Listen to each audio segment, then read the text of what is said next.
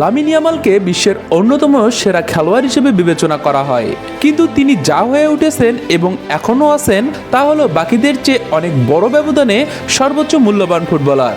CIAS footballer অবজারভেটিভদের মতে তার মূল্য বিস্ময়করভাবে 358.1 মিলিয়ন ইউরো।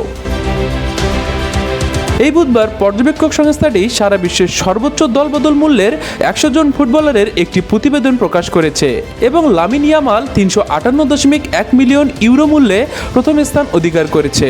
তার এই নেতৃত্ব এক কথায় অসাধারণ। গত এক মাস ধরে চোটের কারণে প্রতিযোগিতার বাইরে থাকা সত্ত্বেও তার কোনো প্রতিদ্বন্দ্বী নেই।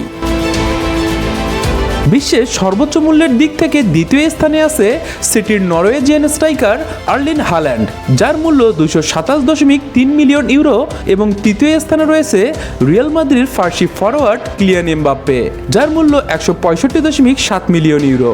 এই দুইজনের কেউই 300 মিলিয়নের সীমা অতিক্রম করেনি।